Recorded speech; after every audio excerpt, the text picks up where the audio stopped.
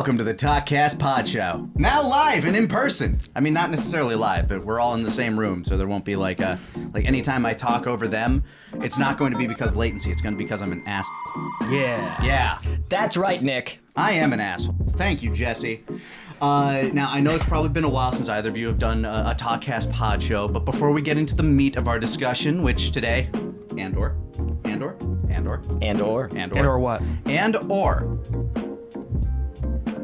We got to talk about some stuff that maybe, we won't have like a full show dedicated to. A little segment I like to call the rundown. Either you guys been gaming much lately? I can't imagine. No, I've been working. I've been busy with tabletop gaming. Tabletop gaming, you say? Yes. Like Tales Unwritten, which now has its own YouTube channel? Why, yes. That's crazy. We're here, live on the set of books 3 and 4. What's that? There's a card right there? Oh my god. Whoa. That's insane. What? Hold on. You're saying book 2 hasn't been released yet? Well, do we have news for you? It's coming. In June. Very shortly. Right when June starts, we're going to be releasing book 2. We're very excited about showing it off. I still need to finish episode 10, but what we have already, I think we're very happy with. Yeah. And there's another, I was just telling them, there's another full album of original music. You were just telling us about all the new music you've been writing for the show. Which, that said, we're also, I don't know when yet, but we're going to be releasing a book 1 album as well of all the music I've written, because it's a lot. It's like 30 tracks for book 1. Yeah, this madman puts like so much work into all of these things. I'm very passionate about making it as good as possible in ways that are not totally practical long term, and yet I'm doing them long term anyway. Yeah. We'll see how that works out. But no, not many video games. No, not many video games. You've also been dedicating a lot of time to the new Space Duck channel. Yes. Which launched on Nebula. Stephan, would you like to tell a little bit more about that? Yeah, absolutely. We partnered up with Nebula. There was just sort of an open call, like, hey, are people making stuff? And I'm like, we're making stuff. And they said, cool, looks good. Come join Nebula. Let's work together. And so we're making somewhat full time. We're going to be making sketches and shorts consistently on the Space Duck channel. So if you enjoyed our shorts like Scary Couch, the Craven videos, Death Audit. Unabridged Mr. Business. Unabridged to a certain extent. Unabridged to a certain extent, absolutely. Stupid villains. Yeah, the Stupid Villains short that Scott wrote and performed in. Mm-hmm. We're writing and performing sketches very consistently. And you can check that out all on the new Space Duck video YouTube channel and on Nebula if you choose to subscribe over there as well. They also got a whole bunch of other great creators. Lindsay Ellis, Legal Eagle. I know those Patrick two specifically. And in fact, there's a new short out right now exclusively on Nebula, Real Journalism. Honestly, and even without saying real journalism, that might just apply to whenever you're watching this. Yeah, that's true. New shorts. We're working on a bunch of them. We had to take a bit of a break from shooting those to do books 3 and 4 of Tales Unwritten. And may as well, like, since we have a platform to get into it real quick, people have been asking, like, why a new channel, why a new name for this sort of production stuff. And honestly, it's just because on the Team 4-Star channel, people generally want specific stuff. They want anime parodies, usually Dragon Ball related, but not necessarily always. That's what does well on that channel. And our shorts. And anytime we post something else on there, it's like, these guys fell off. What happened to Dragon Ball Z Abridged? People just don't want that. And we get it. I understand. Legitimately, I feel like I come off as like very aggressive on these like videos. Legitimately, I do not begrudge anybody for like subscribing for something and then they're not getting any more. Generally, I think those people should unsubscribe, and like that's fine. It doesn't bother me. I do it all the time. No, I mean, on the main channel, like on Team 4-Star itself, we're still working on Hiffle. Yeah, that's coming down the pipes. I've been looking at the dailies of those as they've been popping up. I know the production schedule on that is a bit longer than DBZA, which is a laugh for those that waited for episodes of DBZA years and years ago. But it's animation is tough. It's and animation. We're dealing with a whole different team for that. It's not just animation; it's independent animation, which means very few people doing a lot of different jobs at once, which I can tell you from experience, that's a lot of hard work. hard work. But speaking of animation, also on the Space Duck channel is a new Diesel Dust short. Yeah, it's we released not dead. I promise. We've been working on it, and that's one where Mark is a one-person team. Yeah, no, that's his insane. Like that's his white whale. Yeah, so we've been like spending a lot of time refining that process and making sure we can do it fairly consistently by indie animation standards. But if you follow indie animation online, you know things take a while. If you've watched the Lackadaisy pilot and are waiting for more Lackadaisy, you know how it goes sometimes. Even Digital Circus. For sure. Other than that, you guys been watching or like listening to anything new? New music, new shows that you've been maybe binging in the background? My life has been work. I watched Andor. I caught up to Andor. I see this light leaving your eyes. I mean, the thing is, I love the work. I like legitimately. That's why I'm so obsessed with working. But like, I want to keep this job alive. Thank you for making it possible. Thank you. I don't know what I'm able to do other than this stuff. But I watched Andor because it was work. I caught up with that. But I'm very excited to catch up on. When I have a time, catch up on Poker Face, which is an amazing show that is unfortunately on Peacock. But too many services. That's one I don't have. I bought the Blu-ray for Poker Face. I will lend it to you if you ever want it. They actually have physical releases. They do. Crazy. And I bought it just because I love Poker Face that much. It is a modern Columbo just in terms of like structure and like the kind of show it is. And it's the kind of show that I miss existing in such a strong, well-made form. It's so well written and so well directed and so well acted. It's maybe my favorite show of the past few years, for sure. Okay. I say maybe for sure. I like it better than Andor. I already really like Andor. What's the elevator pitch for Poker Face? Like, what's the concept? It's about this sort of drifter woman running from criminals who just goes from town to town, kind of solving mysteries on accident because she has this innate ability to know when people are lying. Okay. And innate curiosity. So it's like a high form of like a procedural sort of thing. Yeah, and it's like kind of that 70s Week-ish. style of like traveling drifter. Get that like David Bruce Banner. David Bruce Banner, Kung Fu. The traveling racism, Ronin solves problems. Exactly, and it stars Natasha Lyonne, who amazing performance as the main character Charlie. Okay. Yeah. And Ryan Johnson is one of my favorite directors, so I knew I was gonna like it. It's also a Ryan Johnson project. Oh wow. You know? Yeah. Yeah. So like, think about like it's not as like constructed as Knives Out because they do the thing where they show you immediately who the killer is, what they did, why they did it. It's more the tension of how does she get there and what else is going to happen between then and now.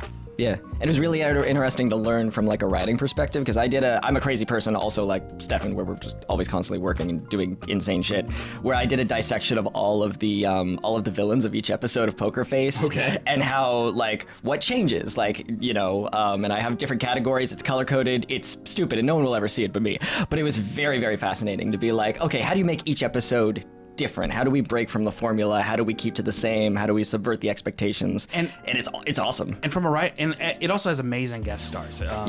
Joseph Gordon-Levitt's in an episode. Of course. Tim Blake Nelson. He's his muse. Ryan Johnson's buddy. Tim Blake Nelson. The actor, I forget his name. I know his name. The actor who played Tuvok in Star Trek Voyager. That doesn't mean anything to you. Doesn't mean anything to me. But he's great too. Oh God, I know these actors' names. They're in the back of your brain, but there's amazing guest stars every single episode. It's a really stacked cast. Yeah. Kelly. No, not her. It's the other one. Stephanie Hsu. Shows up in an episode as well. And it's funny because she filmed this like as Everything Everywhere All at Once was hitting theaters. Okay. So they just cast her because she was great. She was just great, and she didn't even have that credit before. And then Ryan like called her up and was like, "I loved Everything Everywhere. I can't wait for you to shoot with us." And she was like, "Oh God, now there's expectation." Oh well, okay. But yeah, no, it's an amazing show, and it's a great example of like that sort of Hitchcockian idea of like most shows go for the surprise of the twist reveal. Who is it? And this goes for the tension of who it is. There's the bomb under the table. Okay. And how is it going to explode? Right. Not if it's going to explode. What's going to happen? Yeah. And the fact that every single episode is good. That's crazy. It's I didn't believe it. I was like, how is everyone every episode is just individually unique and fun and very manageable. I think 10 episodes a season. Yeah. So if you ever want to borrow the Blu-ray, I will give it. I'll happily let you borrow it. I might have to binge that at some point. Right now, I'm going through, like, in what free time I have, Doom: The Dark Ages, which. Have either of you played a Doom game? I know we literally just sat down to watch the 2000 and we never talked about Doom if we played movie. it. I played 2016 a bit. Okay. It was fun. Yeah, I didn't finish it, but it was fun. I have not. I'll say in terms of, like, just overall brutality and fun, it's a solid game. It is a solid Doom game. Like, if you like the parrying mechanics that seem very prevalent in games these days, you'll like this because you're using your shield, you're smacking away certain attacks. That does feel necessary at a certain point, like with what they're building to expand on the mechanics. Yeah, because they don't just want to make Doom Eternal again. And Doom Eternal still, in my opinion, might be the better Doom game, if not just because, like, the soundtrack hits a bit harder, the action's a bit quicker. But there's only so much you can do with moving and shooting. Yeah, but Dark Ages, it really hits you with, like, the imagery, the like the fact that you have a weapon that grinds up skulls to just, like, take people down. You ride a dragon, you Godzilla breathe fire down a giant Titan's throat. It's got the vibe. And it's kind of funny to be like, oh, we're making a third Doom game in this franchise. We're gonna Army of Darkness it. Pretty much. And it's like a prequel to the other two. So it's like this is before Doom guy became it's like he's the Doom Slayer, but he's not quite what he is in 2016 and Eternal. Before he was, like, sort of captured at the beginning of 2016. Yeah, before he gets, like, thrown into the weirdo coffin. Gotcha. And yeah, other than that, if you live around Providence, Rhode Island, or that area, Kaiser and I will be going to Rhode Island Anime Con. This is going to be our first convention since, 2020. Wow. Yeah, so if you're in that area the weekend of the 7th of June, we will be there. Come say hi. Yeah. Maybe we'll show off a few things. Maybe. We got a lot of stuff to show off.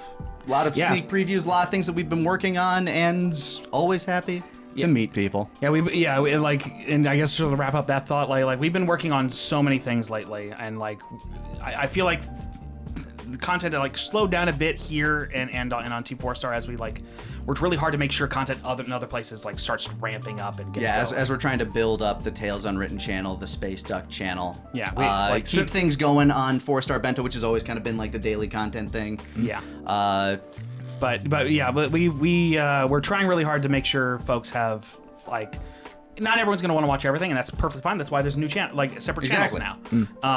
But hopefully, if you do like all those things at once, we're going to be giving you so many things now. Slap that subscribe button, give us a thumbs up, and let us know your favorite stuff. Doobly-doo. Scooby-dooby-doo. And if you like what we do, I genuinely recommend Nebula. It's a very cheap subscription, relatively wise, and it helps support content creators you like. And in our link down below, you'll get a certain percentage. I think it's 40% off. That's a crazy discount. Your first any subscription you do, would be yearly or lifetime. That's a bigger discount than we've had for any sponsor, and this isn't even really a sponsor. I paid for a subscription before we joined Nebula, so I just had a year subscription, and I just have that now, but I don't need it. Yeah. I've been watching Severance. I watched all of Severance.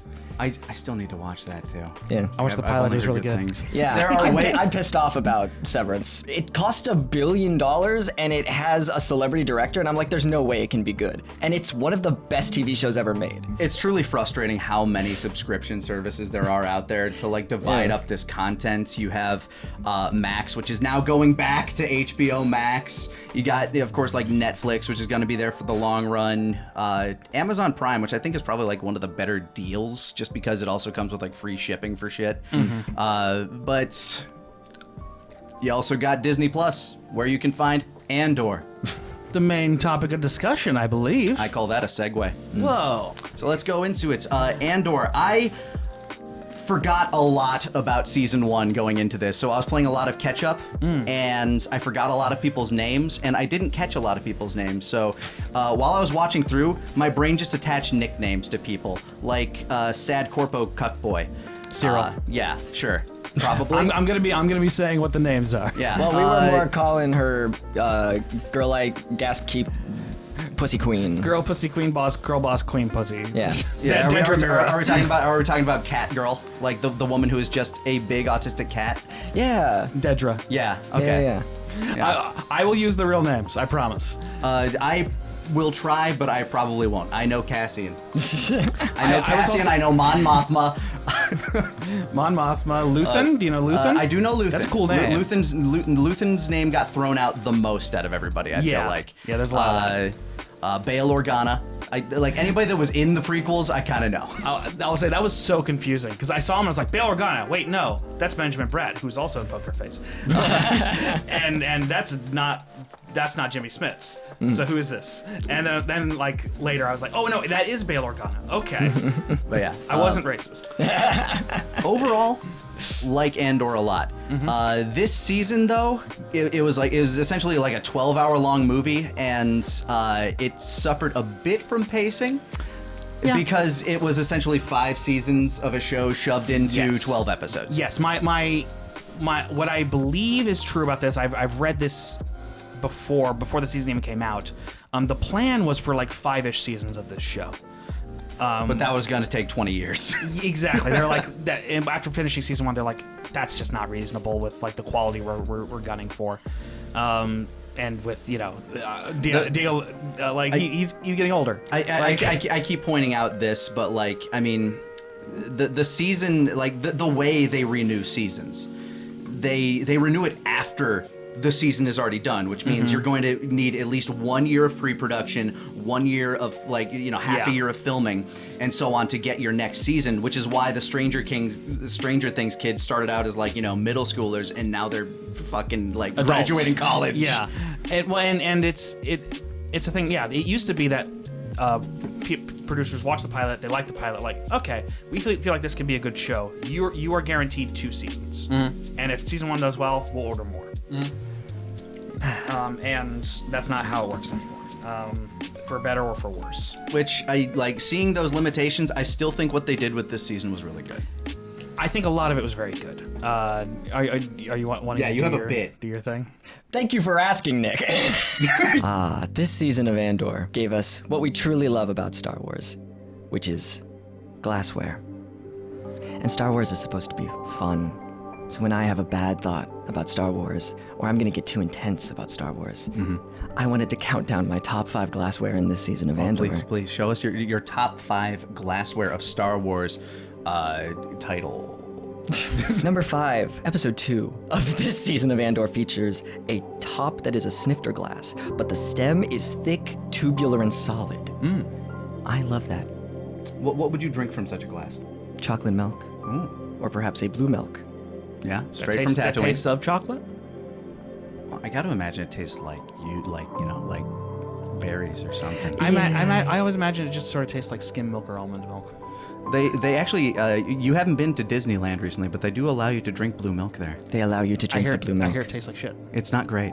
I've tried blue milk at like nerd bars and stuff, but if I drink it at Star Wars Land, I think it's upsetting that I don't get to drink it straight from the teat of like the big creature that'd be there. the green That's milk. green That's the milk. green milk. Oh. You have to drink the green Fake milk straight fan. from the teat. Fake fan. And Would you a gotta fake go, fan have all of these cards about my top 5 glassware in Andor Season 2? I watched Andor Season 2 with Jesse, and every time a glassware showed up, he did legitimately go, ooh!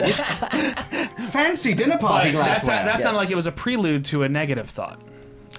I didn't like this season of Andor because of a big fucking thing that kept distracting me every time. Was it the extended rape scene? Maybe it was that. It wasn't even that though. Attempted. Yes, Let's the make it clear what's attempted. happening. That was very out of nowhere. Yeah, well, and Well, not necessarily out of nowhere, but it was very not Star Wars. I guess content warning now. It's not going to be. It's not all gonna be about that, but it was like okay, they fucking did, and then she just says the words like, whoa. I didn't mind that. I didn't mind that she said the No, word. no, I didn't mind that either. I didn't mind that the guy was rapey. What I did mind was how extended the attempted assault was. Yeah. And the successful violent assault was. It is jarring. Like it was a very bold decision, Yeah. and it will impact people in different ways. Me, I just thought, holy shit, I can't believe they did that. But to somebody else, it might hit a different way. Well, and I'll say that episode had a couple bold decisions I didn't think worked. That was one of them. Yeah. There was also another one where Brasso died off screen, but it was really confusing. Yeah, we didn't. Which one was Brasso? The big guy who was a friend. We had to keep He had a rewinding. beard at the beginning of the season. That does not narrow it down. The only guy who died off screen, and like was Andor on a shows up, he's like, motorcycle. no. Oh, motorcycle guy. Yeah, And he died. Yeah, his name was Brasso. We rewound 4 times because Stephan, Mark, and I were watching it together, and we didn't understand what the fuck happened. And we were like, oh, that was just bad. And that's the thing where like you guys were first blaming on the editors. Like, guys, that's not on the editors. It's what was filmed. You can only work with what was filmed. Yeah. I'm gonna fight for editors here. Yeah. They can't work with footage that doesn't exist. They needed to add an ADR line. I can't believe Brasso died off screen. That would have fixed Well, it. no, I Yeah. got that he died. I was confused how. Because Well, I they didn't even notice. So. glad he they just died. sort of like push in on a guy aiming, and he's one of a billion stormtroopers. I'm like, Yeah. yep, stormtroopers are shooting. Yeah, They usually miss. this kind of leads into one of my bigger problems with the season is I had a hard time keeping track of characters, hence all the nicknames that I had in my head. That's fair. There were a lot of samey looking white women. And I never Yeah. knew what scene I was in if one of them was the center of it. There's a lot of Yeah. brunette white women. Yeah.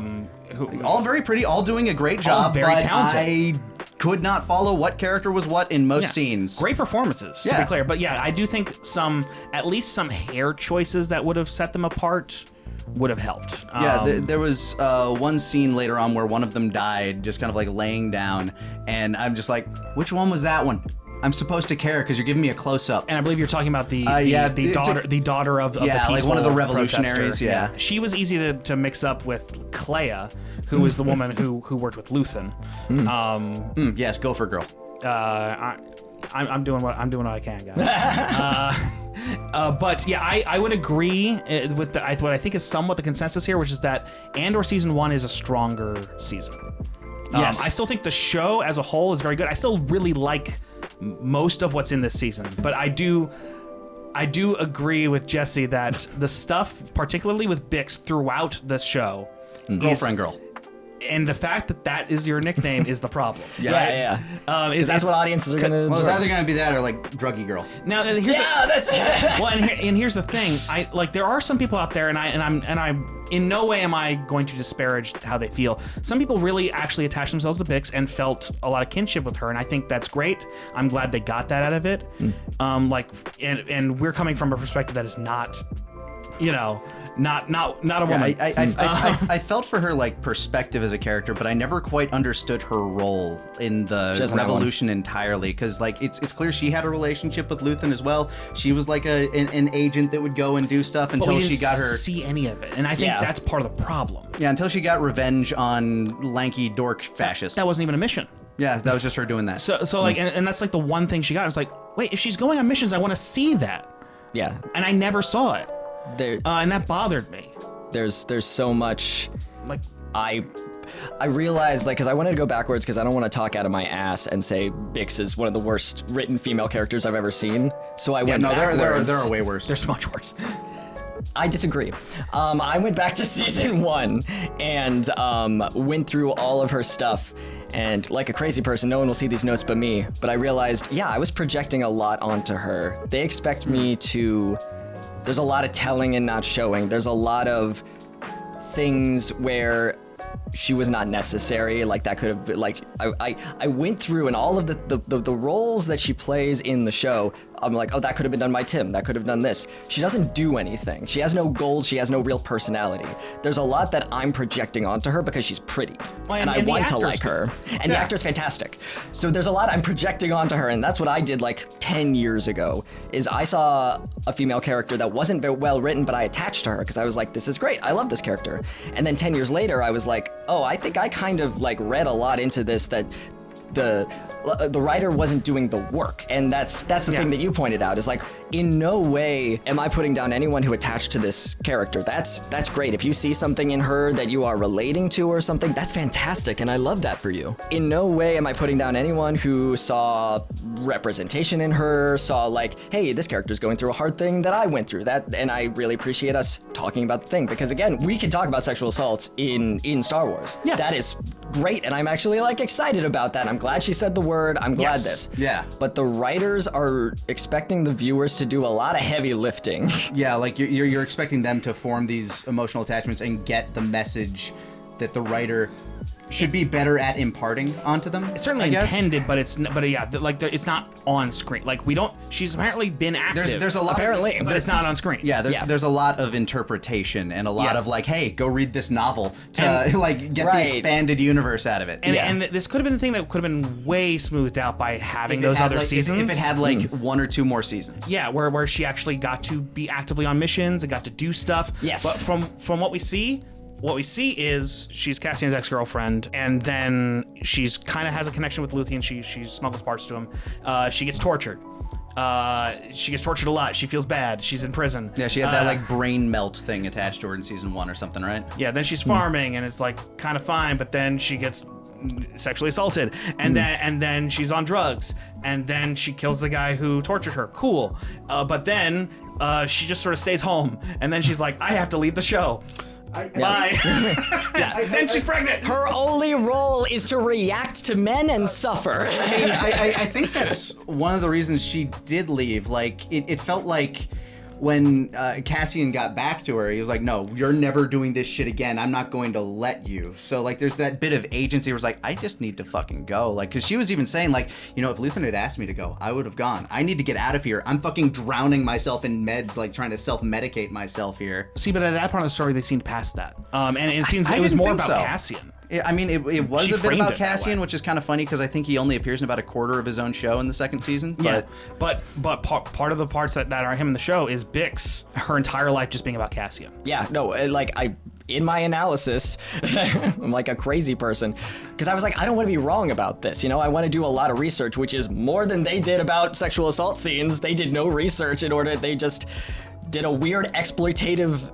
I mean, it was a terrible scene. I mean, to be fair, the shock of it might have been the point. No, I do think it was. Yeah. But that's not necessarily right, maybe, but I think that is the point. It was the choice they made. Whether or not it's the right one, that's up to viewer. Sure. It was a very bad choice. The reason, like, I consult on sexual assault, I consult on consensual sexual scenes in writing all the time, and I want to make sure that I'm up to date with my information. So I listen to victims, and I went to college for writing for 4 years, and I do this, and that. Yeah. You have to handle a subject like this very sensitively, and the reason we don't do scenes like this anymore where it's long and violent and weird is because that's all we had for a really long time. This is the only way we could represent rape in media. We had this scene over and over and over, and it does more harm than good because at a certain point, the reason we don't do scenes like this as long and violent as we do is because the audience becomes bored, and we don't want someone to be. You don't want people to get numb to it. Right, exactly. It's if someone wants even worse, to like fetishize it. Right. No, it's a very exploitative way of showing assault. Is can these scenes exist? Absolutely, but it's a trope for a reason. We don't do these scenes anymore this specific way. Yeah. Because you don't want to attach a feeling of I'm uncomfortable and bored to this really sensitive topic. Shock and surprise are, in the end, very shallow emotions to draw from the audience. There's much more potent feelings you could draw, and sometimes that can be undercut by focusing on shock. Yeah, this was a fucking cartoon villain. I'm evil, and I'm gonna assault you even though you don't like it. He wore it on his sleeves, Yeah. like straight from his introduction. Yes, and the thing is, there was a really interesting thing we could have done with this, is because a lot of assault happens when a guy is not a cartoon villain about it, but if he's being nice to you and it's just kind of happening and you're kind of like, is this happening? I don't understand, you know. There was something we could have done with this because it's about immigration and about women who like have to be nice to men and placate to their shit in order to not get killed or assaulted. Yeah. And if this guy was like really nice to her, I think that would have been a different route to go. If he actually like tries to get her trust, I've and seen then, that scene too already too. Like Inglourious Bastards is an example I'd kind of lean into on that one. Yeah.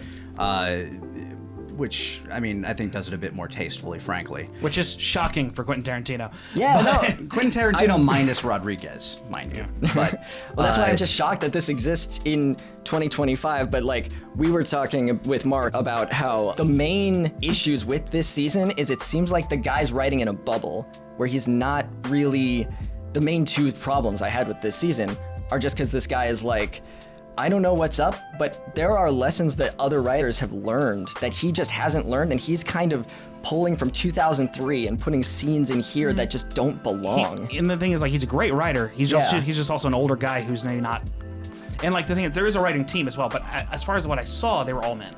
But the thing is, again, it's worth acknowledging there are some sexual assaulted survivors and women who did think that stuff was very impactful in a good way for them. yeah, like I And said, I think- it's gonna be up to the viewer. Yeah, Totally. I do think bare minimum, what that episode required was a content warning. Yeah, there was. Because people do not expect this in Star Wars. That's Yeah, true. yeah, like yeah. that was the part that was like, whoa, kind of out of nowhere. Exactly. Whereas I like think- the rest of the show is fairly like death, it's. but, like- I mean it's very traditional Star Wars fare, though treated more like a spy political Yeah. thriller. But that's something that's so out of nowhere. Like a viewer could not in any way be emotionally prepared for that. Someone who has perhaps suffered in that way. And- So that bare minimum was necessary. I think that's where like the big difference between like season 1 of Andor and this season kind of is, because in season 1, first of all, it did focus mostly on Cassian the entire time, and it had like I think like 3 or 4 little arcs. There was like the prison break, there was the heists, Yeah. there was like the initial revolution, and then there was the conclusion. Whereas this one, it didn't really have arcs. It had an overarching story and then a bunch of time skips just to try to get you to where Rogue One starts. Yeah. Yeah, and I really enjoy the fun thing of like skipping a year every 3 episodes or whatever. It's it was. a That's very fun. effective countdown to the Death Star. Yeah. Yeah, to BB2, BB1, BB0. I did have to explain that to Mark and BBY. Jesse what BBY Battle is. before Battle of Yavin. Yeah. Yeah. Well, this is related, but I also I want to make it clear that I didn't dislike this season just because of that one scene. I disliked it because of everything they were doing with her, because when you make one character in your show so unpleasant to be around and watch, it's going to taint the whole experience for me. Like, I was scared for her next scene. Her scenes were very much downers, especially like once she got back to whatever. Were they on Coruscant or what city planet did she end up having? They were on Coruscant. Yeah, where she's just like literally drowning herself in spice whenever Cassian wasn't there. Yeah, we were watching it in a call together, and like, just everyone was going, "What the? Come on!" I mean, but at the same time, you kind of get it. Like, I see what they're doing. I think without the extended sexual assault scene, we wouldn't have been that bothered by it. Right, But it's yeah, because yeah. it's nonstop misery for this character. yeah. It's the self-medication. It is that spiral that like when I she get does that get her. They did that to her, though. They didn't have to. Life did that to her. We get that it makes sense. It's just a matter of makes like sense. this character just gets nonstop misery until she gets to be essentially a homemaker, and then pregnant. Yeah, no, And she seems happy at least, but like, Yeah, she's got. but then now she's stuck in that different sort of, tropes. like, baby and Madonna image at the end of her in the cornfield. Exactly. It was Yeah. such a weird ending shot. Yeah, no, especially with everything she's gone through. Tune in for Andor 2. Yeah, the fact that like they leaned very heavily into like once I think back to the scene where she took Andor to the Force healer, and she's like, "You have a destiny. You're a messenger." And he's like, "Well, yeah, you hit the nail on the head there, plot wizard." Yeah, her only role is to, like I said, it's to react to men and suffer, and it's basic writing. I feel like an asshole being like, this is basic writing, but it is. It's the thing I learned year one. If a character, if all you give them is suffering, then suffering doesn't mean anything. Yeah. Glassware number 2. Yeah, that's fair. That's fair. There's a flat teacup with a gold rim. Which episode? In episode 2 of season 2. Flat teacup, gold rim. Was Yes. that like the bringing mom to dinner party scene? Because they I had believe so, yes. Yeah. It was a wonderful piece. With the demon cat woman and overbearing mother, Yes. tormenting tiny cuck sad boy. Yes, and I love the mother so much. She was a great character. Yeah. That actress was fucking eating, and I loved it. Yes. That was a good teacup. I agree. Thank you. It was a good teacup. What do you think of their story? their whole arc. Dedra and Cyril. Yeah. Oh, I loved it. That was really good. Yeah, because that's I- why I can't infantilize these writers. Because I'm like, you know how to write women. Like, you wrote really great women. Every time they have like any sort of like sweetness or like any sort of like opening, like it's nice to see you happy. We were laughing so hard at turn off the lights in order to have Turn off sex. the lights. Yeah, she has all the power in that relationship. Like she's so fucking abusive in this weird love on the spectrum. I am mother thing. now. Yeah, It's- she's becoming mother. Like it gives mother. Interesting though, like I was also made uncomfortable when Cyril started choking her. I understood Because neither of them understand emotions. yeah, but like that one didn't feel bad to me. Like it felt bad, but not in a bad way. Where it's like, no, this makes sense. This feels appropriate for this moment. after she like Yeah. lied to him and manipulated him into Yeah. like Right. basically getting this revolution and started. her entire life on screen isn't dedicated to being victimized by men. Yeah, Yeah. it's her victimizing everyone. Yeah. Like I liked her conniving. Like some of my favorite Star Wars novels have been like kind of like those things that focus on the underlings in the Empire. Usually it's in like the Thrawn trilogy. Especially like Zahn's latest Thrawn trilogy, and then his additional prequel Thrawn trilogy, which were very much focused on the politics of the Empire. And I really like those books. I really enjoyed that aspect of this Yeah, entire and show. watching her like basically being put on this secret mission to start a revolution so they have an excuse to take over this planet. It was also interesting though to see like the little flashes of her not actually liking doing it. Like you could see that it was distasteful to her. Yeah, but she also just was like, "This is my job. I'm going to do it the best I can." This is my way up the ladder, and in the end, screwed everybody over. Like I really liked the scene where Krennic just kind of like leaves that dude in the room with the blaster. It's like, okay, and you just outside, you just hear chunk. Yeah. and the stormtrooper's like, and the guy's like, no. I did like that whole ending like sort of thing of just like it does not pay to there's no joy created in aiding an empire in being evil. Yeah, because all you're becoming, like, when you're that person, you are the loose end. Yeah. You're the person that's going to get snipped off. It's all misery. Like, Cat Lady's commander, Dedra? Dedra. Fuck it. Her commander thinks like, oh, she's going to be the loose end. She's going to be the one to die, and I'm not going to have to worry about it. And then everybody gets boiled over. I love that she ends up in the same prison that Andor was in when he had to escape in season 1. I laughed hard when that happened. I was like, that is deserved. Yes. That's great. And I by the way, that's one of the characters I don't remember the name of. He had like some Partagast. I guess I do remember his name. But in my head, he's always Qyburn from Game of Thrones. But, Yeah, that's all I saw. All the intrigue inside of the Empire was really good throughout the entire show, I think. Also, the intrigue just inside the rebellion. Yeah. was Mon also really Mothma's good. bits outside of the first 2 episodes where they're planning a wedding and shit. When she was actually, I thought that stuff was great. Yeah, well, I like the parts where she was on Coruscant more, personally. More, yes. Like the wedding planning bit, I'm like, okay, I get it, something, but move on.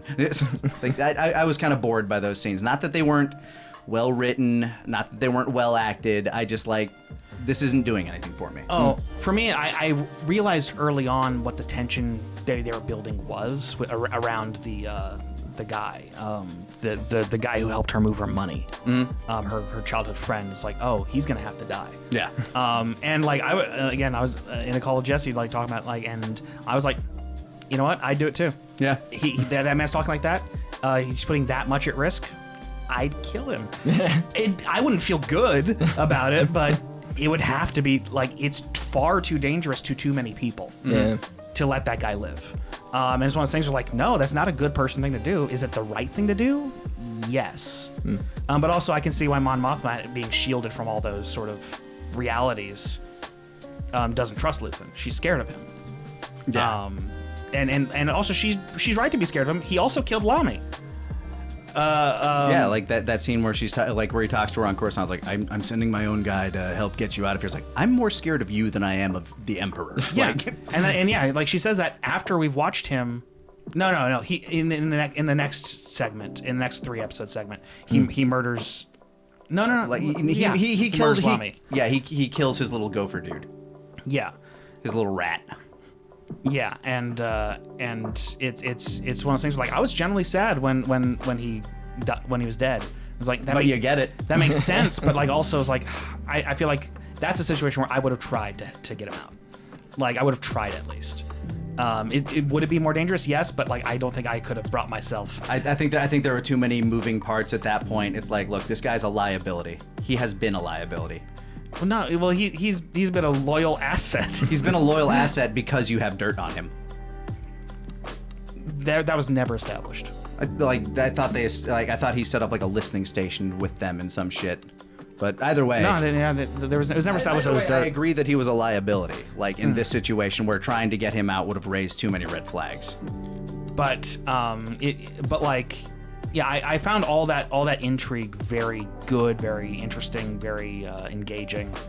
He was a victim of foot in the door phenomena, if you know what that is in psychology terms. Like he was asked for favors, and then all of a sudden he's in too deep, and now they have the dirt on him, is what I'm saying. Gotcha. Okay. Yeah, because like he approached them. Yeah.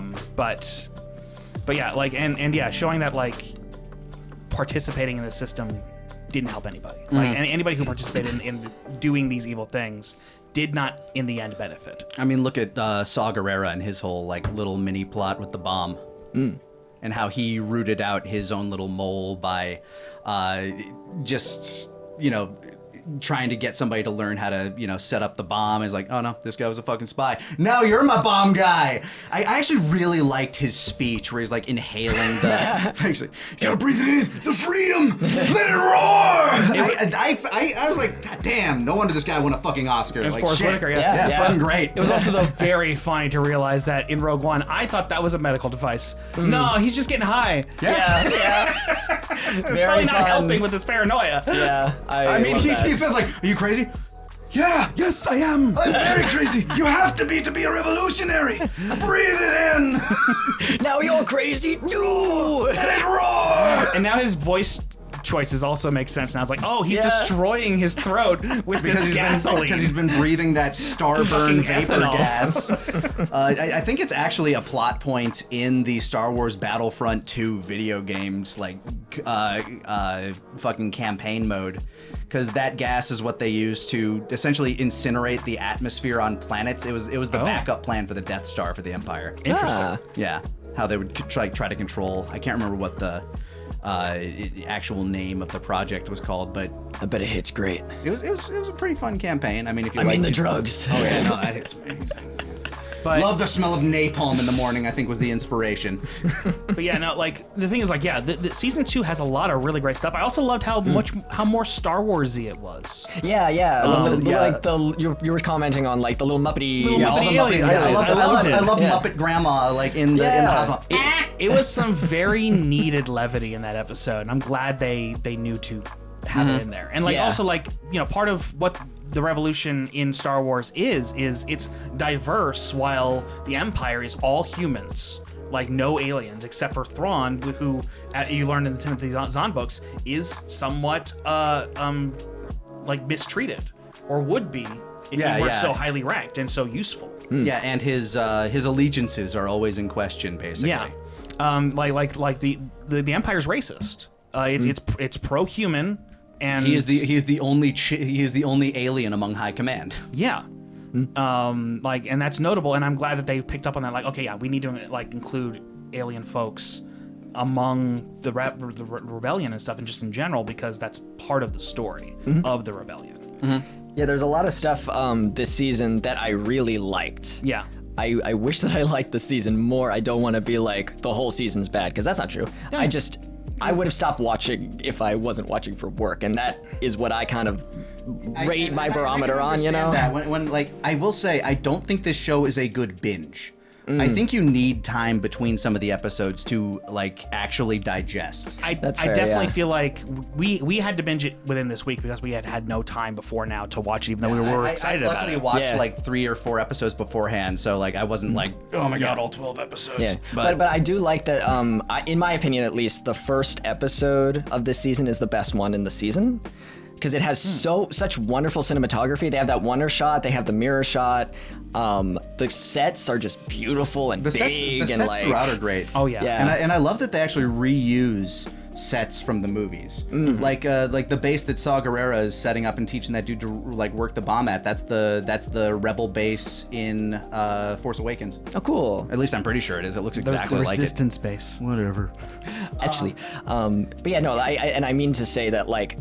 I think it's the most solid episode in the season. Not the most interesting things happen in it, but it was an episode that kept kind of just like a solid. Okay, all of that was like doable, and then the other episodes seemed to have something that was like really boring, and then something really interesting, or something like it was kind of like more all over the place. It's definitely a more uneven season than season 1, which is just sort of very Yeah. consistent. Again, Right, season yeah, one was yeah. much more. Yeah, season 1 was much more focused on actually Yes. telling a story of Andor, whereas this Yeah. one was trying to be much more Game of Thronesy, being a much more of an ensemble piece. I think there were like, I think there was a whole episode that just didn't have Andor in it at all, outside of his name being in the title card. Yeah. That said, though, I saw, I believe, a mutual of mine on Blue Sky, Nash, bring this up, that like I would absolutely watch a sort of sequel show about the internal politics of Empire and Rebellion. again, I during like that bit. further eras of the Rebellion after the Battle of Yavin. Oh, yeah, I would yeah. watch that show. Yeah, Totally, yeah. like that was one of my favorite part about those Zahn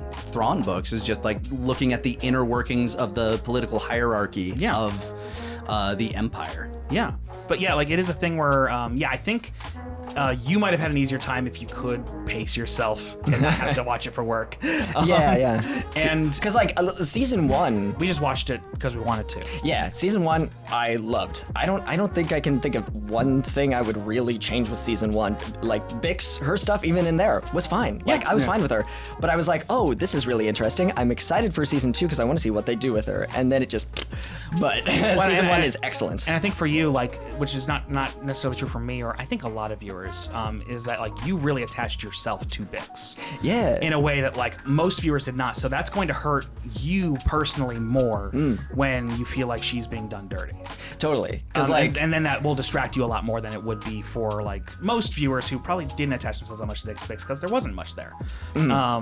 yeah, no, because like I realized how much of a personality I was giving her that she didn't actually have. You know, there's a lot of telling and not showing with her, and I just trust people, you know, so I trusted like, oh, she went through all this PTSD and suffering for the cause in season 1. I can't wait to see what they do with that. And instead they gave her more suffering. And it does feel like, had there been a longer show that like explored this stuff to the depth they wanted, she probably would have gotten a lot more throughout. I think it really does just suffer from shoving 5 seasons into one season. They had to hit the main notes of her story, which required her to not be doing as much because she had to sort of stay put to have her story happen. Yeah, they were like, oh shit, we gotta cut something. Let's cut all of her happiness and all of the good stuff. Of course you say that, but then like if they had stretched it out, do you think there would have just been like a whole season where she's just like drowning herself in that blue spice or what? Like, I doubt it. I don't think so. There We might have would been a seen bit her more on missions sometimes, and maybe she's struggling with drug stuff, but while doing other things. That's fair. Yeah. But more because like they can write women. I don't want to be like, they didn't. There's a lot of powerful know women, better. like women characters in this show. Yeah. I know they can do it, but I think it was just a big miscalculation of, you know, you have a big writer's room, everyone's working on something, and then you go to push it to the final product. And you have to get all of these ideas into 12 hours. And then, like the tunnel vision. Yes, the tunnel vision of like, well, I know this character, I'm writing them, so of course this will be translated. Somebody will write a novel later to flesh this out for me. And and some people are extrapolating the exact thing they wanted from it, which is great. Again, I'm very happy for those people, and and like I'm happy people are getting something good out of it. But yeah, the thing is, it's so vague that someone can also extrapolate some very negative things from it. Yeah, I don't. It leaves a bad taste in my mouth that they have the first character to experience a sex scene also experienced the first sexual assault scene in Star Wars. You know, Yeah, I think that's fair. Putting that in the same character it's uncomfy to me. It's a little icky. She's just there as a sex thing, you know, and that's uncomfortable. What's your favorite glassware? Yeah, that's what I was about to ask. That's a More good importantly, question. Thank number you 3. so much for asking. In episode 5 of season 2 of Andor, there are cappuccino cups. And I love these cappuccino cups. What? Like little shot glasses? Well, they're little, there's a little gold tray. He hands it to the guy who makes fabrics and shit. The Gorman dude. Yeah, when Cassian's in that scene, someone hands him a little gold tray. Oh yeah, when he's undercover trying to sell off the ship that he sold. Yeah, in his hottest outfit. It's a great outfit. Love it. So it's a little gold tray, and then they have a little cup on there that has a gold band and a gold handle. And I don't know if this kind of shit exists in real life, because I'm like... It must if it exists in Yeah. the show. For the French, I'm sure there's like little espresso cups. Yeah, Absolutely. Yeah. The space French. Yeah, I want it in real life, and maybe it does exist. Because some of these, I was like, well, I don't know if this is actually a Star Wars glassware thing that they made for the show, or if there's something similar in real life. But Equally plausible. This is plausible. It's plausible. Yeah. While that whole space Les Mis plot was going on, I thought it was very, interesting that was the angle they chose to like follow Cassian with. Like, look, I don't really want to be a revolutionary at this point, man. Like, this shit is there's a lot to this. Like, I hate the Empire, but Emotionally, it's a lot, and like that makes sense. It's taken everything from me, and I mean, it's one of those things. I thought about it a lot recently for unrelated, no random reason. reasons. But like, I don't feel like I would want to do that. Like, I like making art. I like doing stuff where I do say things, but like through the lens of entertainment and making people have fun while also making them think. And like I learned so much about unions from Tales Unwritten, like more than I learned from education, and I've gone to 4 years of college. Like anything that I learned in there, not in comparison to our little scene where we talk about unions in Dungeons and Dragons. But yeah, like I thought about like would I emotionally, and like if I felt like I really had to. Yeah, if you were against the wall. But I would have to be against the wall to like disrupt my life, and I think that's most people. Like that's what makes characters like Cassian, like especially his arc through season 1, where like of course he doesn't join that revolution until he feels like he has nothing else left. Because that's how it works. He's like where he starts. He's doing stuff because he doesn't like what the Empire's doing, and he needs money. Yeah, well, and like he doesn't join and become a rebel until he feels like everything else, like he feels like everything's been taken from him, or he feels like it's made clear to him that no matter what he does, he can like try to live a normal life, and he'll be victimized by this Empire anyway. Yeah, whereas the space French are like, they're taking over our planet. They're like, they have mining rigs like floating above us. We're blockaded. We have to fight. Yeah. And I did like that subplot probably the most out of this whole show. The Gorman stuff was very layered and good. And just like the imagery of them singing their anthem while the propaganda has already spread and they're about to get slaughtered. And yeah, it was very obviously like a French student revolution thing. And I will say it is also home to the other weirdly like on the nose trope they did that's bad. They did beat for beat the progenitor of the bury your gays trope. They didn't on just the only do, queer couple in the show. The only queer couple in the show. They didn't just do bury your gays. They did the incident beat for beat of what caused bury your gays. The not redhead gets shot by a stray bullet after they broke up and got together, and then one of them immediately dies. That is kind of crazy how that worked out. I thought it was like a very powerful scene, a very powerful moment, especially like that you're not allowed to cry. No, that was great. That was great. The fallout of that scene's fucking great. Well, it's also a thing where it wouldn't really matter as much if other queer people existed in the show. Absolutely. Wouldn't be a problem. Where it's like that's to be kind of fair, why maybe they don't all wear it on their sleeves. Well, but we have to know. But like that's like part of why, like, you know what, if you want to have queer like characters in your show and you want just to not have to worry too much about writing them in a way that's like super positive representation, put a whole bunch in there. It doesn't matter as much. I'm just saying we don't know what Wheelchair Grandma Muppet's about. You know, like we don't. She's we don't bisexual know. and poly, and we just don't know. You don't know. You don't know. She gets it. But like, yeah, this is only really an issue because again, it's almost exactly the trope, and also because they're the only queer couple. If there was even just one more, I think people wouldn't Yeah, but complain then you that wouldn't much. play in China. Yeah, fuck them. Yeah, well, no, that's the thing also. Not Chinese people. Fuck the government. Fuck the government in general. We disagree with censorship. No, it's good. I was just gonna say, like, in the scene where they are, like, where everything finally comes to a boiling point, and you know the stormtroopers open fire on the crowd of people after false flagging the shot of their little very mini effective. trooper. Yeah. I love the conclusion of Corpo's Sad Cuck Boy's story there, where he finally meets Cassian. Cassian has no idea who this guy is. He just taps him like, "Fuck you! You ruined my life!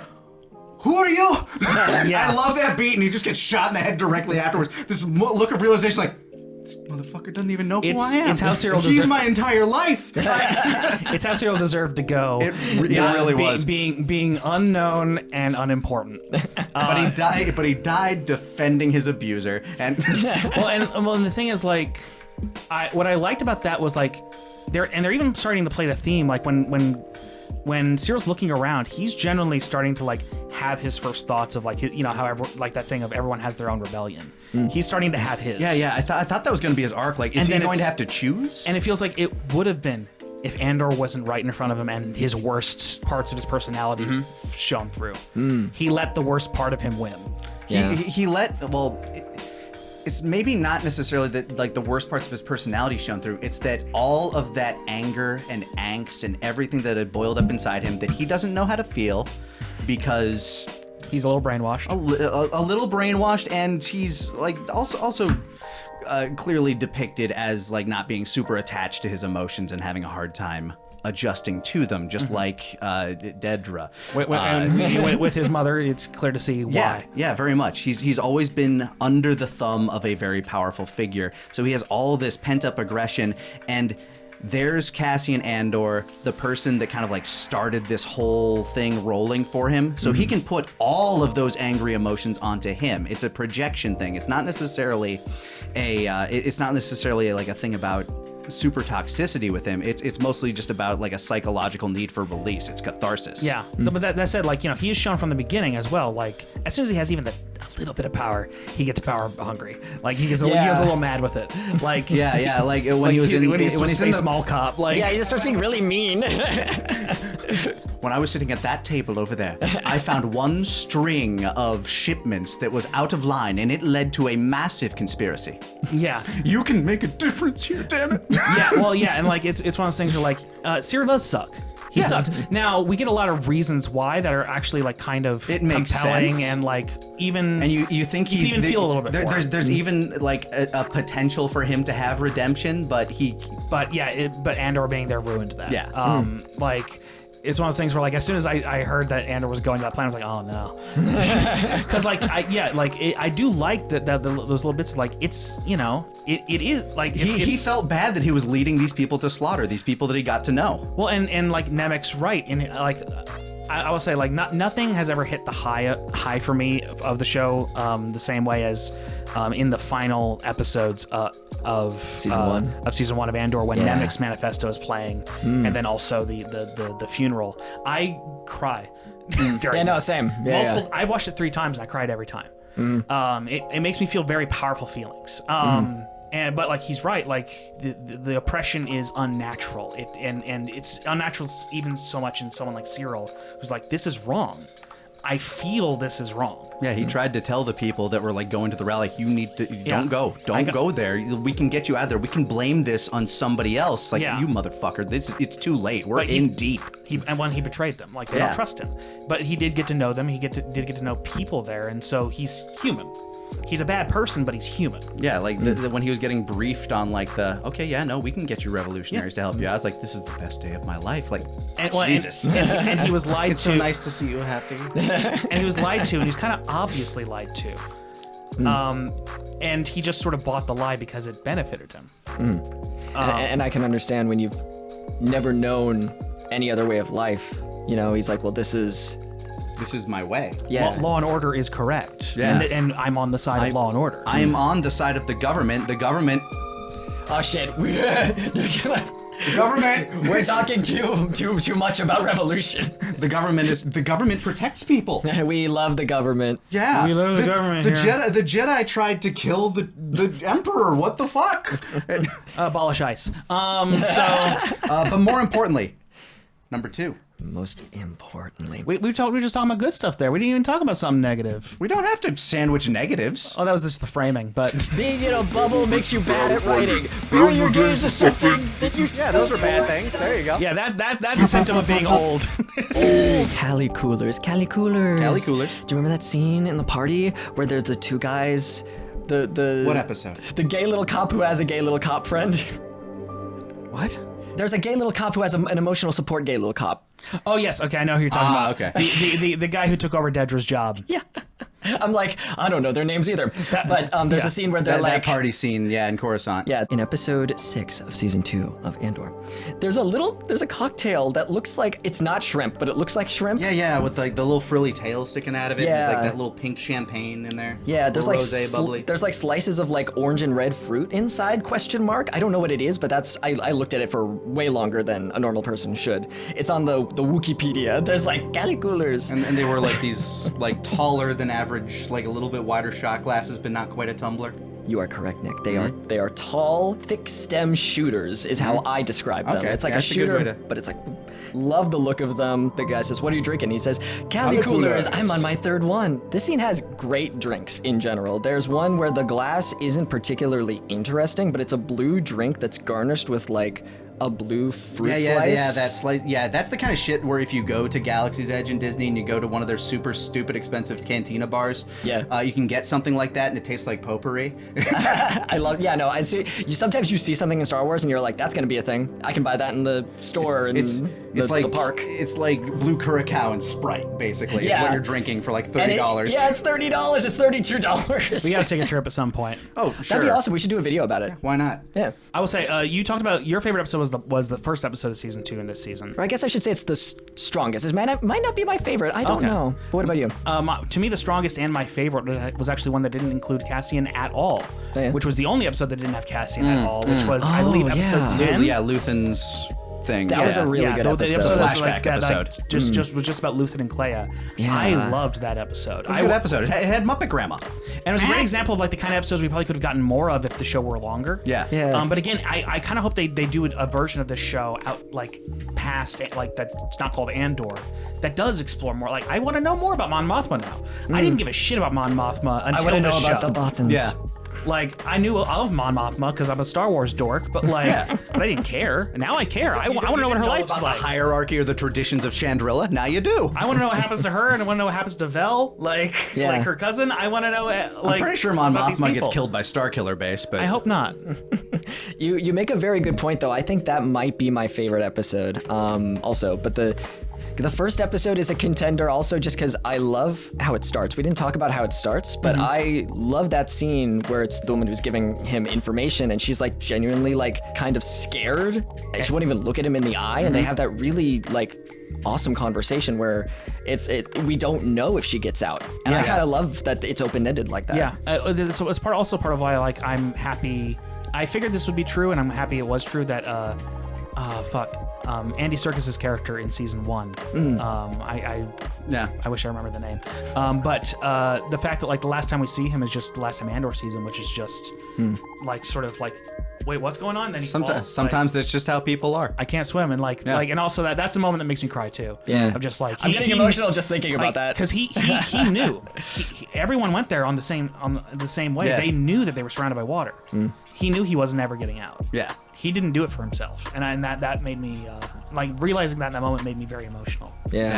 Speaking of Mon Mothma, though, thinking about like a lot of her scenes, one of my favorite scenes with her was that scene in the Senate chamber where they're all dedicating their loyalty to the Emperor, and she's just like, I can't even say these fucking words. I don't know who I can trust anymore. It's like basically the only person she knows she can trust is Bale. Yeah, well, and it had so like seeing so much of like the internal like stuff of the Senate, like seeing these different senators and all that, adds so much weight to like only a year from that moment, the Emperor dissolves the Senate. That's and how then A New blows Hope, up Alderaan immediately after. Yeah, that's how A New Hope begins. Is like He's dissolved the Senate. with the Empire. Is that the Emperor dissolves the that Senate. one little throwaway line, the Emperor's already dissolved the Senate. Yeah, which like it's one of those small things where like George Lucas, with all his faults, he cared about little details sometimes, and so like that little detail has turned into so much potent stuff, and like as like sort of weird and impersonal as George Lucas's writing can be. Sometimes it's very useful. Like he drops like little beats here and there, and just Yeah. like, okay, no, we can. That's a hook. We can take that and turn it into something. Like he had a lot of weird ideas, but like sometimes like if you can really figure out how to make an element sing, he gave you good stuff. And I love hooks like that, where it's just like almost kind of a throwaway line to kind of get the plot moving. But then you expand on that later. But now it has so much. Yeah. Sorry, I didn't mean to interrupt. No, you're fine. Yeah, it has so much meaning now. That one line in A New Hope that like was kind of just an offhand, like, okay, so the Empire's very dangerous. Yeah, it turns out a smaller government where you're literally just consolidating power, not great historically. Like if someone were to like be going around dismantling a whole bunch of government institutions. Yeah, and and getting rid of things, taking power away from places and consolidating it into one specific seat. It's not a good thing. If you I think most of us can agree with If that. your government were like separated, I like it, actually. if your government were like I separated, think most of us can. if you separate a government into different branches, then like one branch is like, no, actually we're the only ones in charge. That'd be bad. Yeah. If there's no enforcement from any other branch of government to try to stop that centralized branch of government that's claiming to have all the power, then what's the point? I'm so glad it's fiction. Andor's such a good show. It's such a good show. It's so important that the show exists. I also want to address something real quick, which is with the sexual assault scene. There were some people who had a problem with it because like they felt it was exploitative and kind of gross. There were other people who their first thought was I forgot about Darth this. Vader would never let that happen. You think He Vader killed children as soon as he got the name. he murdered children, and his lightsaber didn't even turn red before that. He was doing that of full He conscious hadn't and even will. bled his lightsaber. Yeah, his lightsaber hasn't even bled at that point. It didn't even bleed when he choked his wife. Yeah, the immediate thing he does as soon as he's called Darth Vader is murder children and then choke his wife to death. Not in a hot way. I know she died of a broken heart. What the fuck ever. He choked her and caused complications for He pregnancy. choked her heart. She died of a broken heart and a broken windpipe, but mostly the heart. And The heart childbirth is- probably didn't help. And childbirth, but mostly the heart. An emergency childbirth may be brought on by the physical trauma and emotional trauma. And then there's the theory out there that Palpatine using the Force pulled the life force from her to keep Anakin alive and shit. There's so many weird fucking theories. That's lame. It is. We gotta force pull the baby out. But there's also like a whole book out there where Palpatine like artificially inseminated fucking Shmi. That's not canon. I don't. It's not canon anymore. Oh, okay. It was the Plagius book. So. Shmi! I'm being artificially inseminated. This that damn crocodile Shmi. I've had that thought so many times. I know. But but most important part of this discussion, glassware number 1. Oh yeah, Number we gotta one. talk about that. We gotta do our number 1. Now this might be controversial. I don't want to start any like everyone be calm. I have a gun. Okay, thank you. Shoot me if I'm wrong. People in the comments, please be civil about this. I know this number 1 choices might be controversial, and I just want you to be chill. We're all fans of the same property. We can just be chill about this. Episode 3, the shot glass. Just a shot glass is your number 1 pick? It is the shot glass. It is. What made it stand out? It's super tall. The very tall shot glass. It's super tall. It's the tallest shot glass in the world. So, like, does it still only contain like an ounce and a half of liquor, or what? So it's just very narrow. The bottom is taller than the part that holds liquid. It's insane how tall this shot glass is. And the drink that is in it is a dark orange liquid with orange stuff on the rim. What was happening in this scene? She was like, it's okay, I'll get drunk, my daughter hates me, let's hang Yeah, that whole sequence, another big swing I didn't think worked. Yeah. Shots. I think the music was the problem with that scene. But I loved it because it was so buck wild and it just didn't hit emotionally, I think, the way they wanted. At least not for me. that's totally fair. For me, I liked how insane it was. I love how juxtaposition-y the whole thing was. It was unfortunately during the fucking scene. It was a whole episode that I felt like took big swings that didn't work out. But Some big swings. A small, quick shot of action where at the end, where the pacing really got crazy, like the final 3 episodes, where they're really trying to ramp up, just kind of get the checklist to get all the way up to Rogue One. Yeah. I did like all of the stuff on Yavin. Like the idea that he's just like, no, I'm just staying here. Fuck you. As soon as like, if as soon as you tell me I can't come and go as I please, I'm gone. It's like, well, that just coming, motherfucker.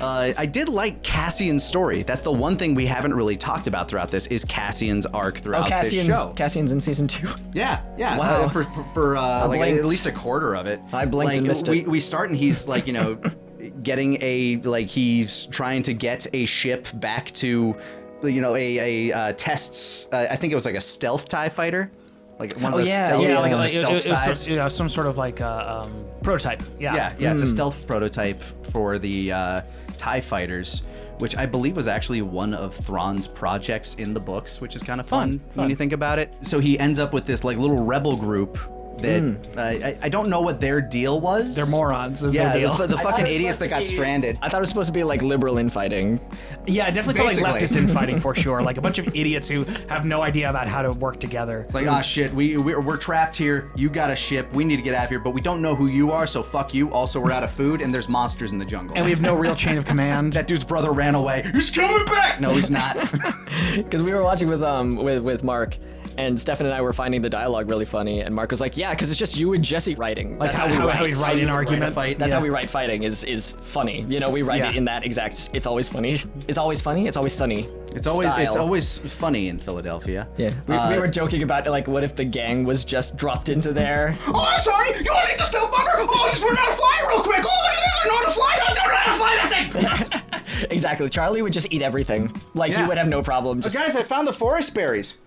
You just eat random forest berries? Yeah. Just eat them. I ate all the moldy rations. Did anyone want any of them? I found womp rats. Anyone want womp rat? Yeah, the gang just sort of stuck on a deserted island would be an amazing episode. Yeah. He gets away from there by just like abandoning them. He's like, fuck those guys. He tries to help them out. He does. He tries at first, but he did what I would do. Just like, all right, these guys are idiots. I can't help them. I'm gonna leave in the ensuing chaos. Get the fuck out of here. I can't remember. I think he did call someone, like let someone know someone's there. Yeah, I also did really like the scene where he's trying to like fly the fighter out of the base. Just like, okay, that's not what that does. Yeah, shit. Like that whole. That was a really good. Like this season was so much funnier than season 1. I did like that. Like I did like that. It set up like this great premise, and then it like. And then, the punchline is just so good. Yeah, you were expecting a punchline. Exactly, blasting his way out.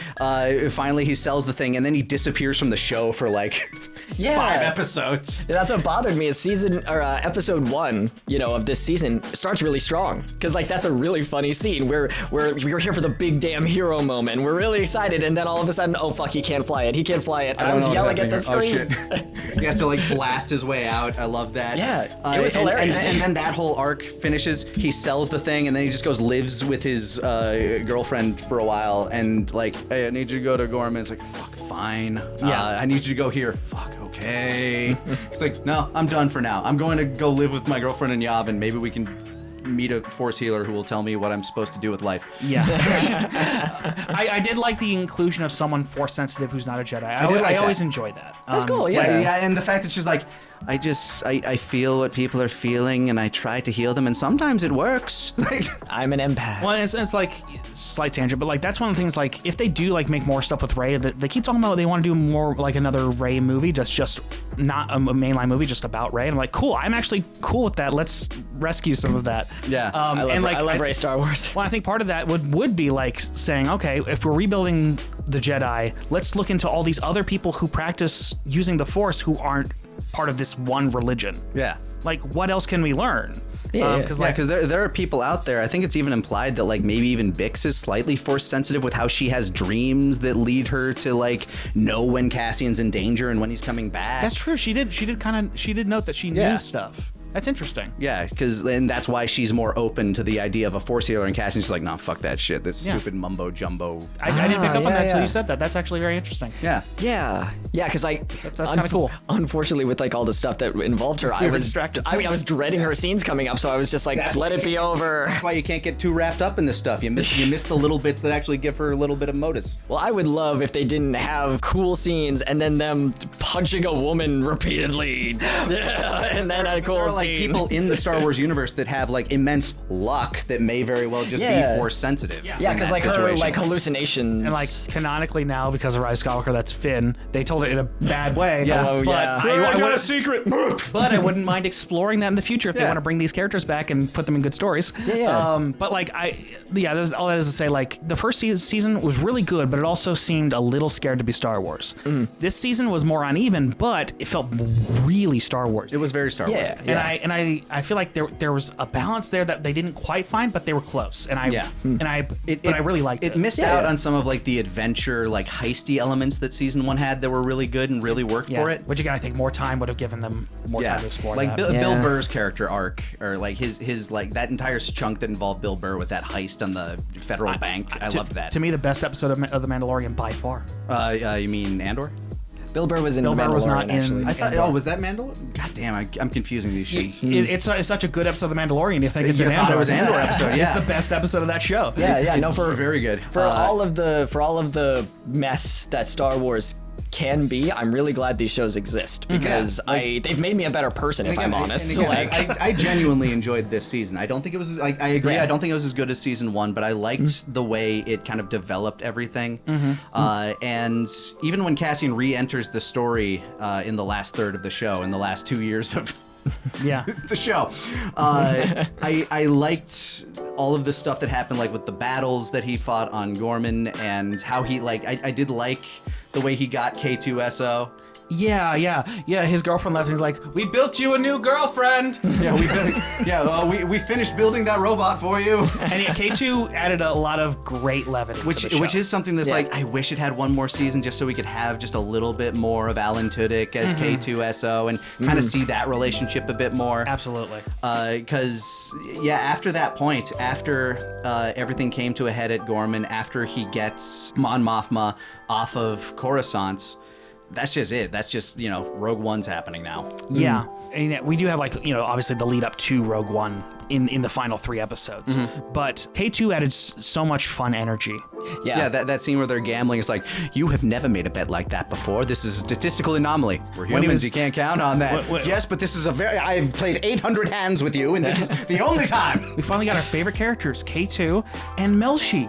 Melshi! Everyone's favorite character, Melshi. Yeah! We rewatched Rogue One after we finished Andor season 2, and every time Melshi was on the screen, we would Melshi.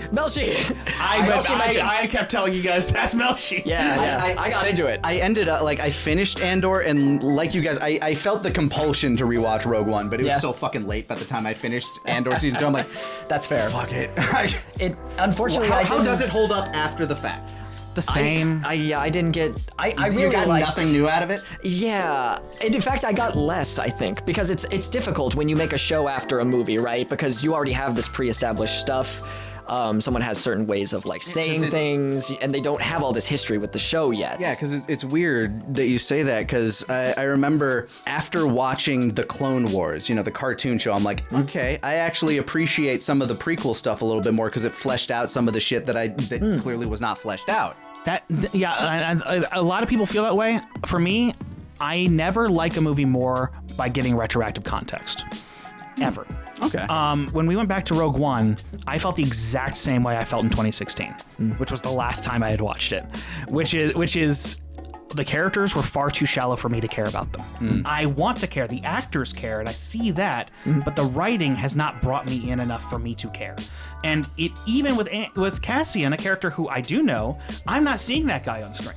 He feels like a shell after watching. Yeah, it's like a show. weird clone who is less interesting. When you introduced him in Rogue One, I just remember he's just this really jaded, sort of hitman. Yeah, and it's it's not the actor's fault. Totally. But his performance even in the first episode of Andor is so much more compelling. More informed. And more informed, absolutely. Even though like he had created a lot of that backstory when he went into Rogue One, but the writing was not supporting that. Yeah. But in Andor, the writing did support all the depth he was giving to the character, which means he could lean into that. Yeah. And it fed into each other. And with Rogue One, I went back to it, and a lot of people feel differently. A lot of people went into it like, oh, I got so much more out of it. I got nothing more out of it. Okay. I still like the last third the most. Oh, I mean, It's got the whole Scarif bit. Yeah, the part where it's not trying to be worse Magnificent Seven. Yeah. Because like they're trying to do the Magnificent Seven thing, but without any of the hard work to introduce you to each of those characters individually and spend time with them and focus on a simple like. Well, I mean, like fucking almost the rest of Star Wars, it's heavily based. Like they decided to go back and base a lot of it off of Kurosawa films. Yeah, and then in that case it'd be Seven Samurai. But like, yeah, that movie spends a lot of time letting you learn about these characters and having them bond together before they do one like very simple battle where they all fight and some of them die and stuff like that. And like they tried to do that, but it didn't work out because I didn't get to form those connections with those characters. And I don't know if the original cut would have been better. But I know Tony Gilroy was the guy they brought in to do the reshoots, and he's the guy who made the show. So like, I like the show. But the movie you're still relatively indifferent on. Yeah, the movie still makes me feel very little. The most I feel for is Donnie Yen and his boyfriend. Yeah. His Mongolian boyfriend. Yeah. My gaydar did not exist the first time that I saw that. I wasn't really thinking about stuff like You that. hadn't installed it yet. Yeah, it hadn't been Calibrated. I got a free toaster with it. When I apply for the club. But this time watching it, my gaydar still sucks. It's very bad. But even this, I was like, I can see it. I can definitely see it. You can definitely see them as a couple for sure. Yeah. It feels like it genuinely feels like that's the intention. And might have been, and I don't doubt it. Because they got to be sneaky because it's Disney. At the very least, they are a very supportive broship. Yeah, but like they care so much. There's so much emphasis put on how much they care about each other. Where it's like that's more, and I think that's why it works. That's more emphasis on people caring about each other than any other point in the movie. Yeah. And like that's why I feel more for them because I feel like they really care about each other, and I don't feel like that about the rest of the team. I'll have to go back and rewatch and see if it paints any new context for me. But what about you at home? What did you think? What was your favorite bit of STEMware in all of Andor? What was your favorite piece of glassware? Yes, we must know what your favorite piece of glassware in Andor was and how you felt about the show and this long-ass conversation. We will be deleting all comments that are not about glassware. You have been warned. We won't actually. That's probably. not true. It's too much work. It is a so lot much of work. other We don't shit to have do. that much moderation. Let us know what you thought about Andor or all the other things that we talked about in the comments down below. And we will catch you guys next time on the Talkcast Podshow and Glassware, our QVC. I couldn't do shots like that with the tall one. It would impale me. Yeah, like That's what I want in the next Star Wars show is a taller shot glass. they get taller and taller. Yeah. Like the Death Star just gets more and more planets. Somehow the shot glass has gotten taller.